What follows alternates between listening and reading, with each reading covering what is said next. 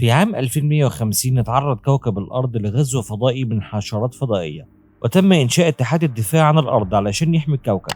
وقدر فعلا بعد 15 سنة إنه يترجم الموجات المغناطيسية الصادرة من الحشرات، وقدر يفهم هما بيفكروا إزاي. لكن بالرغم كده حصل أكبر هجوم من الحشرات في التاريخ، وتعالوا نشوف إيه اللي حصل. بيبتدي الفيلم بمعركة شرسة بين قوات الدفاع والحشرات الفضائية اللي كانت الحشرات فيها بتقضي على كل اللي يقابلها. وانفردت حشرة كبيرة منهم بالشرطية سارة، وكانت خلاص قربت تقضي عليها، لكن يجي بسرعة زميلها شوان وينقذها من قدام الحشرة. لكن الحشرة ضربته هو ومات على كده، وخلصت المعركة ديت على كده. لكن الكارثة الحقيقية لسه ما حصلتش، وبعدها بنشوف واحد ماشي بعربيته في الطريق، لكنه بيخبط في حشرة منهم وبينزل يشوفها لقاها ماتت. لكن بعد ما ركب عربيته تاني كان في حشرة تانية كانت مستنياه في العربية، بتقول له تعالى يا حبيبي أنا جعانة من زمان، وتعشت بيه وحلت كمان. وبعدها بنشوف لينا اللي كانت بتجهز نفسها لسهرة كبيرة في نايت كلاب، لكن هم بيرقصوا في النايت كلاب ومشهيصين. فجأة الأرض بتتشقق ويخرج منها حاجة عاملة زي كورة كبيرة ولونها أحمر، بيطلع منها أشعة شكلها غريب، وفجأة بيطلع منها راس الحشرة الأم وبتهجم على لينا بتمص دمها. وبعد ما بتظهر موجات مغناطيسية بشكل كبير في المنطقة، بتقرر الشرطية سارة إنها تاخد فريق ويروحوا للمنطقة اللي بيصدر منها الموجات دي. ولما بتوصل بتشوف جثة واحد كان ضحية للحشرات، بتقول لفريقها كل واحد ياخد حذره لأن ممكن تكون الحشرة الأم جوه، وأمرت بالاقتحام ودخلوا الكهف. بيظهر على الأجهزة إنهم موجودين في الكهف، وبيطلع عليهم عدد كبير من الفيران وبيكملوا طريقهم. وظهر أعداد كبيرة من الحشرات دي متجهة ليهم بسرعة رهيبة. لكن الغريب إن أول حاجة تخرج من الكهف كانت بنت صغيرة كانت الحشرات أسرها عندهم. وبعدها بتظهر الحشرات بشكل كبير، وبدأ ضرب النار يشتغل عليهم من كل مكان، وبتهجم عليهم الحشرات، وبدأت العساكر تقع في إيديهم. لكن في الاخر انسحبت القوات وخرجت من الكهف. وبعدها بنشوف شاب اسمه لوبوفان في الكهف، وكان كانه لسه فايق من غيبوبه، مش عارف ايه اللي جابه المكان ده. بعد ما مشي شويه شاف البنت ووراها الحشره الام، فجري بسرعه ودخل الاسانسير، لكن الحشره بتقدر توصل له. وبنرجع تاني للنايت كلاب، وبنشوف الكره الكبيره دي خرجت منها ايد بشريه بشكل مخيف. ونروح بسرعه للوبوفان من تاني اللي كان ماشي في الشارع ووقع على الارض، وعقله بدا يفتكر حاجات كتير، منها انه قابل زوجته لينا وكان شكلها غريب.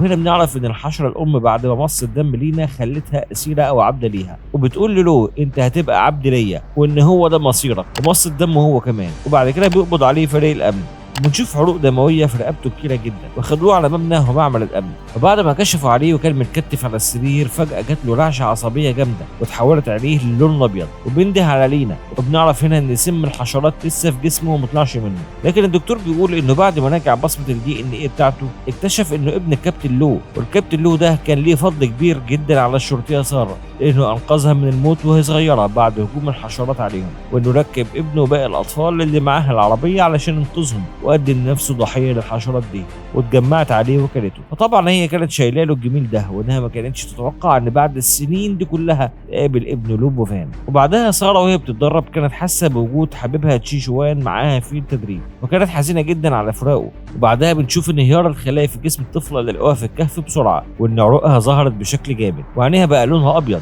والدكتور بيقول ان مفيش طريقه لعلاجها، وان فرصتها في الحياه بقت صعبه جدا. وهنا بيفوق لوبوفان بيقول لهم انا اقدر اساعدكم، انا اقدر احس بالحشره، لكن لازم كمان تنقذوا زوجتي لينا. وبعدها ركبوا جهاز على لوبوفان، والجهاز ده كان بيخلي موجات مخه متطابقه مع موجات دماغ الحشره الام علشان يقدروا يتواصلوا معاها. وبعد ما اشتغل الجهاز سمع صوت الحشره في جسم لينا زوجته، وبيصرخ له وبيقول له انت مش لينا. وبيشوف لينا بتعمل حركات غريبه بسبب سيطره الحشره الام عليها، وبيخلع له الجهاز من على راسه، وكان تعبان جدا وقال انه عرف مكان لينا. وبعدها بيروح لوبوفان للمكان اللي لينا فيه، ومعاه قوه كبيره من الامن، وكان سمع الموجات بتاعه الحشرات في دماغه. بيقول لهم ان الحشره الام موجوده هنا، وبيطلب من ساره انه يدخل معاهم، لكنها رفضت وامرت ببدء اقتحام المكان. وبعد ما دخلوا المكان جات لهم اشارات بوجود الحشرات دي، وبعد ما اقتحموا الصاله الكبيره شافوا جثث لناس واقفين زي ما يكونوا متحنطين، وبتظهر لهم لينا اللي كانت بنظراتها بتخلي كل الحشرات بيظهروا ويجهزوا للهجوم عليهم. وبدات تصدر اصوات غريبه للحشرات وكلهم بيتفاعلوا معاها، وبدات لينا مع الحشرات تحاصر قوات الامن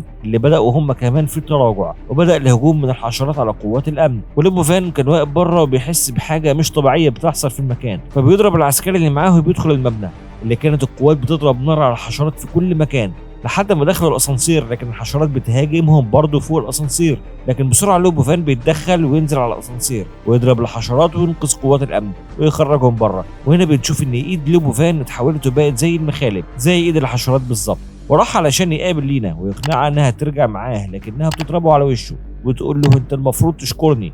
ونشوف ايديها كمان اللي بقت عامله زي السيف اتحولت لينا وبقت زي شكل العنكبوت في منظر مرعب. وبدات معركه بينهم ونزلت فيه ضرب، لكنه مره واحده مسكها من رقبتها وكان هيضربها في دماغها، لكنه رجع في كلامه في اخر لحظه علشان برضه دي مراته. لكن لينا ما بتقدرش ده وبتهجم عليه تاني، والمره دي كان هجوم عنيف وقوي جدا، وكانت خلاص قربت تقضي عليه، لكنه ضربها ضربه قويه في صدرها فطارت لينا لورا لحد ما خبطت في الحيطه من قوه الضربه ووقعت على الارض مغمى عليها. وراح لها له وشالها على ظهره وطلع بيها بره. ما كانش عايز يسيبها لحد ما اقنعته الشرطيه ساره انه يسلمها ليهم وهم هيعالجوها، بعد ما قال لها له احنا بشر مش حشرات. بس في الاخر سلم لينا لقوات الامن بعد ما اطمن ان محدش هيأذيها. ونخش بقى مبنى المعمل، بنشوف لينا محبوسه في صندوق زجاجي، وبيكتشفوا ان فصيله دمها بتحبها الحشرات، والدكتور بيقول ان الحشره الام هترسل اشارات لكل المتحولين عن طريق موجات الدماغ، وانها عايزه تغير جينات البشريه بشكل كامل، وان حلهم الوحيد هو استخدام موجات دماغ لوبوفان علشان يقدروا يسيطروا على الحشره الام. وجه خبر عاجل للدكتور ليو ان مواطنين كتير في المنطقه الجنوبيه تم تاكلهم بالسم، وانه موجود كميه كبيره جدا من السم ده. فقال الدكتور ان الحشره الام بدات الخطوه الجايه بانها تنشر سمها في نطاق كبير جدا علشان تسيطر على كل الناس في المدينه، وبالشكل ده هيبقى فيه هجوم مرعب في اقل من 48 ساعه من الحشرات. ونشوف ان السم انتشر في الميه بشكل كبير علشان الناس يشربوه ويتحولوا لحشرات، وان الحل الوحيد دلوقتي هو القبض على الحشره الام وتفجيرها. والدكتور قال له انه ادى لينا جرعه كبيره من الوصل المضاد وما ينفعش يديها جرعه زياده علشان هتموت. اهم حاجه اننا نعثر على الحشره الام، واملنا الوحيد هو موجات دماغك يا لو. وبنرجع نشوف الطفله بتموت من السم، وفي لحظه بدات ساره تحس بالاحباط والياس وبدات تبكي، لكنها بتحس بحبيبها بيهون عليها وبتقول له فاضل 48 ساعه، لو ملقناش الحشره الام جميع الناس اللي في المدينه هتموت، مش معقوله يكون ده مصيرنا. وبنرجع نشوف لينا ولو اللي كانوا بيتواصلوا عن طريق موجات الدماغ، وبتقول له انها خايفه جدا وبتطلب منه انقاذها. تسال عن طفلها اللي كانت حامل فيه، وبيقول لها له انه مات. لكن لينا فجاه بتتحول وبتقول لهم انتوا بتحاولوا طرد الحشرات، انتوا بتحلموا، انا هخليكم حشرات جديده. وبنروح للدكتور اللي كان معاه قنبله كهربائيه بيديها لساره، وبيقول لها لازم تحطيها في جسم الحشره الام علشان تنفجر، والا مش هنقدر نسيطر عليها وكلنا هنتحول لحشرات. وبصت ساره للجنود وقالت لهم ان دي اخر فرصه ليهم، لا اما يفجروا الحشره الام او يموتوا معاها، وامرت ببدء المهمه الصعبه. وبعدها بنشوف ان الحشرات دي بدات تنتشر في الشوارع وسط جثث المواطنين. ووصلت ساره مع لو وباقي القوات لموقع الحشره الام، وشرحت القائده خطه الهجوم للجنود وبداوا الاقتحام. وتاني بيسمع له صوت لينا وهي عامله زي العنكبوت، وبنشوف الدكتور في المعمل وكانت لينا بتراقبه، لكن حالتها ما كانتش طبيعيه ابدا. بعد ما دخلوا قوات الامن المكان كانوا مش لاقيين الحشره الام، وسالوا عن لوبوفان لكنه ما كانش واقف معاهم. والمفاجاه ان لوبوفان ايديه بتتحول وبيبدا بالهجوم على قوات الامن، وكان عايز يقتلهم لكنهم ضربوا عليه نار، لكنه بينزل من فوقيهم وبيضرب فيهم كلهم، لكنهم ضربوه جامد بالسلاح. وتفكروا ساره بانه انسان مش حشره. وقف له وابتدى الصراع في دماغه بين ضغط القائده وسيطره الحشره الام عليه، ووقع على الارض وبينده على لينا. مسكته القائده وبيتخرجوا بره، لكن فجاه بتهجم عليهم الحشرات من كل مكان، لكن الضابط وينغ صرخ فيهم وقال لهم اخرجوا بسرعه، وفعلا خرجوا وهو قفل باب المخزن عليه، وبقى هو والحشرات لوحدهم في المخزن. وطبعا دي كانت نهايته. بنروح نشوف لينا اللي قدرت تكسر ازاز الصندوق اللي كانت محبوسه فيه تخرج من الصندوق، وهجمت لينا على الضابط اللي كان مع الدكتور ومسكته من رقبته وقتلته. والدكتور طبعا بدا يهرب منها، وهي كمان بتقول ان دي لحظات عظيمه لتطور البشر لحشرات. وبعد كده القائده ساره بتاخد له في مكان بعيد وبتزقه على الارض وبتقول له انت السبب في اللي حصل ده، انت اللي استدعيت الحشرات. وهو اتاسف لها جدا وقال انا مش عارف ازاي عملت كده، ما كنتش قادر اسيطر على نفسي. وهي قالت له مفيش فايده من اسفك ده، هم خلاص ماتوا واسفك مش هيرجعهم تاني. ورفعت عليه السلاح، لكنها بتفتكر انه ابن الكابتن لو اللي انقذها، وضربت النار في الهواء واديته فرصه اخيره للحياه، وقالت له امشي ما نشوفش وشك تاني. وفجاه بيجي لها اتصال من الدكتور بيقول لها ما ترجعيش تاني. لينا خرجت وفقدت السيطره على نفسها، وبنشوف لينا فتحت باب المبنى وبنشوف مجموعه كبيره جدا من الحشرات ومعاهم حشره ضخمه جدا اللي هي الحشره الام. وبنشوف المدينه كلها مولعه. ورجعت تاني القائده ساره تدور على الحشره الام، والحشرات كانوا حواليها في كل مكان، وبدات الحشرات الهجوم عليهم. وبكده تبتدي معركه حياه وموت بين البشر والحشرات الضخمه، وبدا ضرب النار يشتغل في كل حته، ومات مجموعه كبيره من الجنود والحشرات. وبتقول لهم القائده ان الحشره الام في الداخل، وبترمي قنبله على باقي الحشرات وبتفجرهم.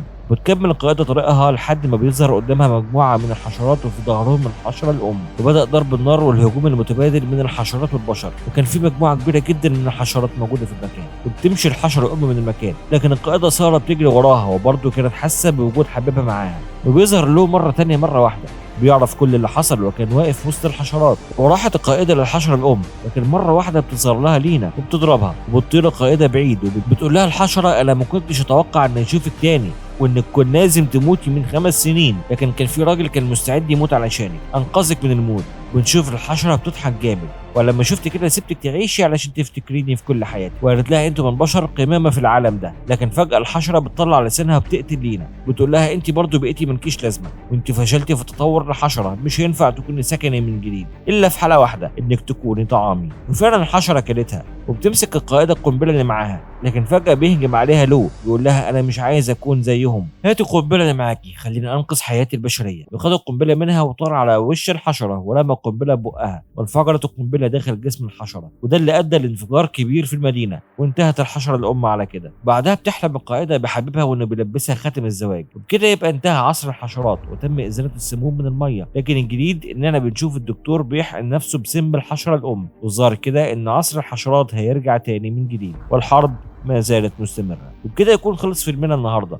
ما تنساش لو عجبك الفيلم تدوس على لايك للفيديو وتشترك في القناه وتفعل زر الجرس علشان تقدر تشوف كل ملخصاتنا اللي جايه. ولحد ما اشوفكم تاني هتوحشوني جدا، وفي الختام احلى سلام من حوت الافلام.